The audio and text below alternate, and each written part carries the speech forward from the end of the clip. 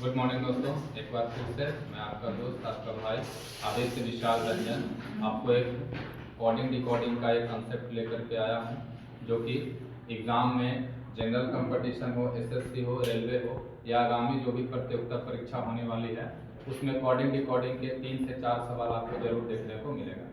अभी तक हम लोग कोडिंग डिकोडिंग में ये पढ़ते आए हैं, इजोती और सिफ्लोरेट से हम लोग याद करके आए हैं। आप याद करके करते होंगे EJOTY और इसका नंबरिंग देते होंगे 5, 10, 15, 20। चलिए, अभी तक आप लोग इजोटी पढ़ते होंगे और याद करते होंगे कि EJOTY 5, 10, 15, 20, 25।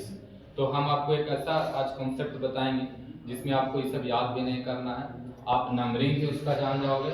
उसका अपोजिट जो आप याद करते होंगे कि टी से दिवाले होते हैं, दिवालिया होती है, या एम का उल्टा एम होता है, उसका जो आप जो अभी तक कॉन्सेप्ट जो याद किए होंगे, जैसे जी का आप याद करते होंगे GT रोड, जी का अपोजिट टी, डी का आप लोग याद करते होंगे DW दिलवाले या दीपावली से।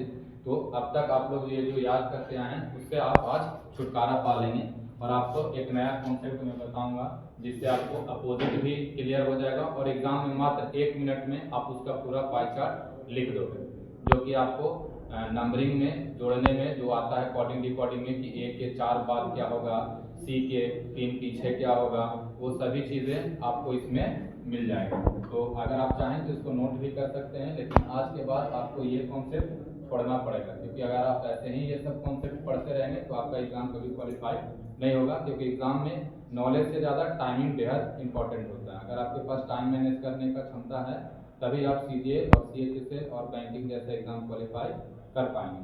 तो आप जैसा बोर्ड पे देख सकते हैं कोडिंग डिकोडिंग का ही एक कॉन्सेप्ट है जिसमें 1, 2, 3, 4, 5, 6, 7, 8, 9, 10, 11, 12, 13 तक, क्योंकि ABCD से रिलेटेड यह कॉन्सेप्ट होता है जिसमें A से Z तक के लिखे जाते हैं और इसमें 26 लेटर होते हैं। तो ऑलरेडी यहाँ पे 13 आपको नोट करके लिखा हुआ होगा, तो आपको कुछ नहीं करना है, पहले 1 से 13 लगातार इस क्रम में आपको 1, 2, 3, 4 से 30 तक लिख लेना है। उसके बाद 1 के जस्ट नीचे A दे देना है, 2 के नीचे B दे देना है और नीचे भी क्रम में ABCDEFGHIJKLM करके M तक लिख देना है। यानी यहाँ तक आप देखेंगे तो आपको आराम से लिखा जाएगा। 1 से आप 13 लिख दीजिए, उसके बाद A से लेकर के M तक लगातार लिखिए, बीच में कोई भी गैपिंग नहीं होना चाहिए।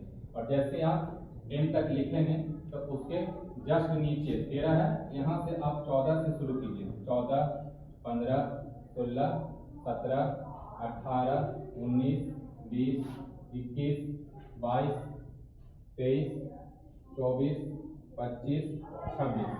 अब आपका 1 से 26 तक का सारा लेटर यहाँ से स्टार्ट होकर के यहाँ पे खत्म हो जाता है। तो ये तो आपका अंक हो गया। अगर आप इसको लेटर में जैसे चेंज करेंगे तो N के जस्ट बाद क्या आता है N, तो 14 के नीचे N लिख देंगे। अब इसी तरह M के बाद क्रम में लिखते चल जाएंगे, जैसे M के बाद N है तो M N ये हो जाएगा O P Q R S T U V W X Y Z। अब आपका पूरा कंप्लीट हो गया, A से Z तक का लेटर भी, आपका नंबरिंग भी कंप्लीट हो गया, आपका अपोजिट भी कंप्लीट हो गया। आप देख सकते हैं, एक सेकंड इसको मिटाते हैं।